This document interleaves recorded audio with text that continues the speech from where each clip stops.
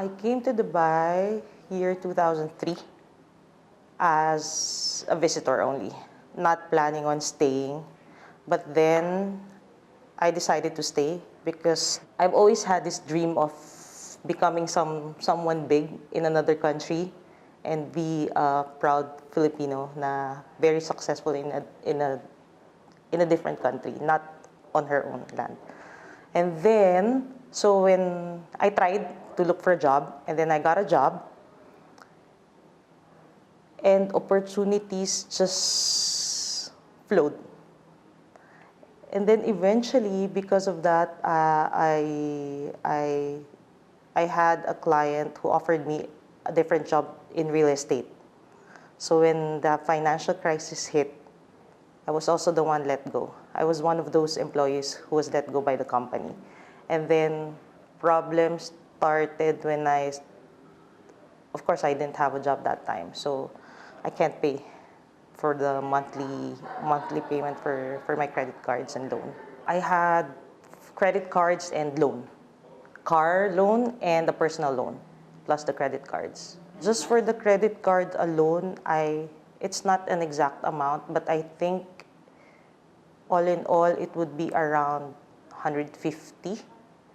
Yeah, 150.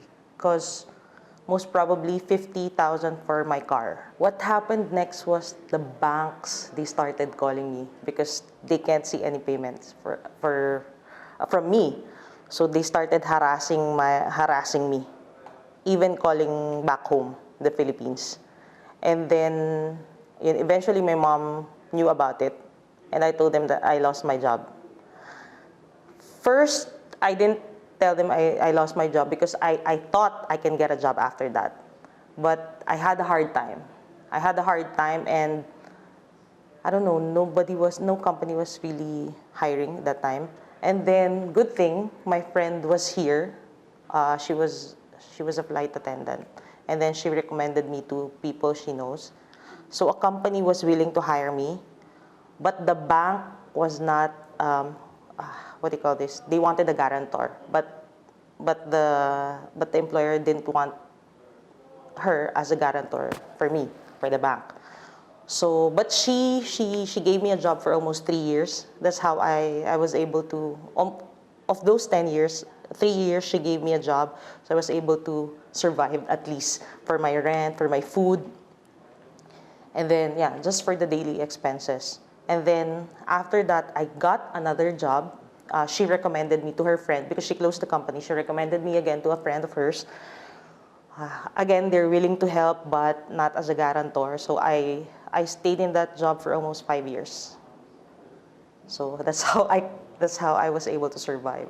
I think the biggest mistake those past 10 years was that during those time that I was having a hard time, I had a lot of discussions with people who also had debts or liabilities even bigger than mine, like 500, half a million or a million dirhams, who's also the same as mine. But they kept telling me, the banks will not adjust the amount. You have to do the one-shot payment. If the amount is 500,000, you have to pay twice as that. So I was really afraid. So I went into hiding for those 10 years. So I was really afraid. So I don't really go out.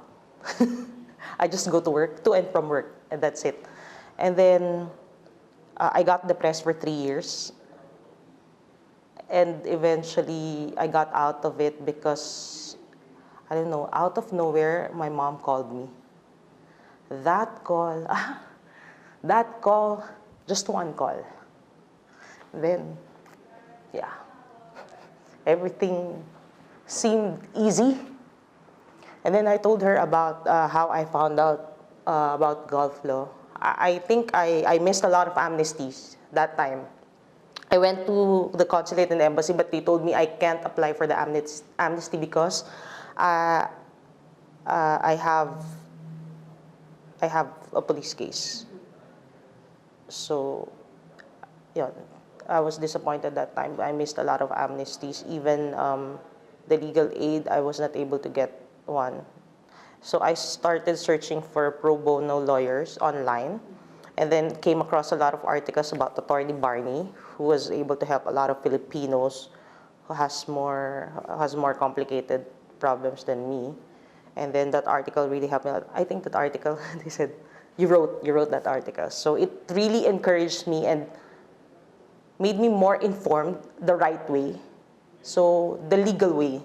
Because all I knew that time, all those 10 years, I was misinformed. But then, because as I've said, I read the article, and there were a lot, it gave me hope and courage. So that hope and courage helped me take the first step. The first step was to contact Gulf Law. I even wrote a letter to Attorney Barney asking for legal assistance.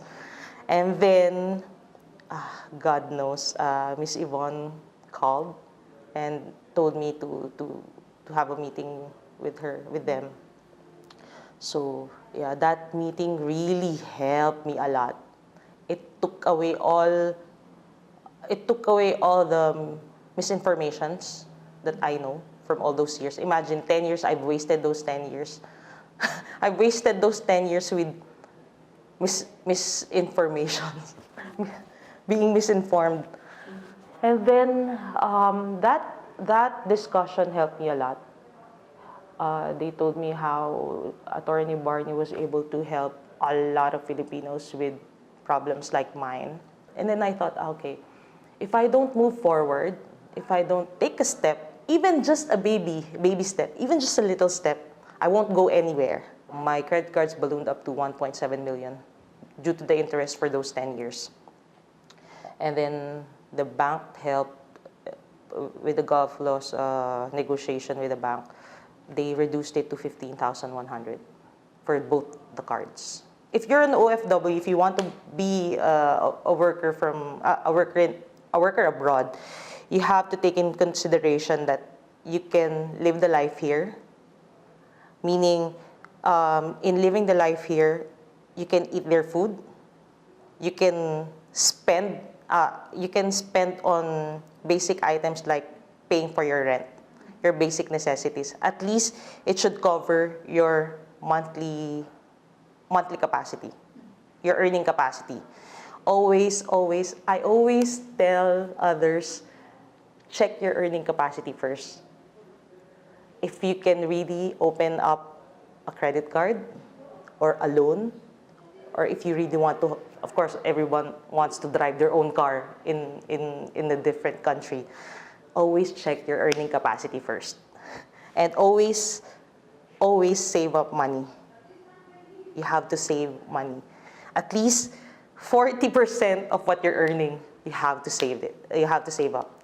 That was what I learned in working abroad. When Andrea went to us, it was just a regular, a regular case asking for an assistance. But then when we look into the details, we found out that it's been more than 10 years that the account was not paid. And then when we look at the amounts, she had no idea. She doesn't have any of even the account number, she doesn't know, so we have to trace everything. And then when we found out that the two cards would have about 850,000 each, totaling about 1.7 million, and I was really thinking, maybe settlement is not, I mean, we can still make a settlement, but on a practical level, most likely the banks would be asking also a considerable amount of money. I mean, based on experience, if we are able to cut it into half, or we are able to waive about 60 to 70%, that would be a good settlement. So, but let's say 70% of 1.7, it's still a big amount. So then I said, it's a bit challenging because we don't have any papers, we don't have any statement of accounts. Where do we start? How do I know how come it ended up into 1.7 million? So, but then I said, I cannot tell this person that, well, you're stuck here. I cannot tell her that, you will not be able to go back home. So we have to look for solutions. And then I said, okay, even though we don't have the history, then we should ask. it's a good thing that I have been working with several banks for almost about 6-7 years. And because of that relationship, they know that if we approach them, they know that we are not playing around. They know that we really want to settle, and it's an opportunity for the banks to recover what they have lost. So it's not like we are there to make them appear bad or to play with them. We really want to settle the case of our clients, and if that's the case, if that will happen, then the banks would also benefit. So they were very cooperative, and they know that if they don't cooperate, we know the steps to do, so that they will cooperate, which later on I can share with you the step-by-step process. So we found out that most of these are interests, most of these are finance charges, and this year being the year of tolerance, maybe it's also a good position for the bank to have this settled. Let's all be practical. It's for 10 years already. If you will give me a ridiculous amount, and I will just tell you, okay, we'll just not make the settlement because I don't want the bank to waste their time, and we don't want to waste our time as well. And I don't want to give false hope to Andrea. So they ended up asking for, actually it started with 100,000, and then said it's impossible, ended up with 25 until we reached 25,000, and then they even said, I will not be able to even if I would help the client, I would not be able to raise 25,000. It even went to 17,500, and then it said, oh, this is really the money coming from the Philippines, which is really true, And I said, the mother, she's already old, and then she will just use this money, and then we agreed 15,100, and I said to Andrea, you are holding the money already. Go to the bank tomorrow. This is the account number. We already have your settlement letter. Sign it and have the police case cleared. So now we have the clearance. After the day is weekend tomorrow on Sunday, we can have the police case withdrawn. This case, it's special because considering the amount and the reduction, we can highlight the fact that there is always hope. People who got depressed, people who think that their lives have ended, and how will they face the world again? That this story, if they would learn about this story, they would know what happened. This should enable them to be determined, stay focused, and with the help of right people. And there are so many people who are willing to help. They just have to also open up. Don't think that you are the only one with this problem. It's not really it's not good that you're not able to pay your debts, but it doesn't make you less of a person. You still have your dignity. You will not lose it. And the fact that you want it resolved only shows that you are really a good person, that you are not running away from your obligation.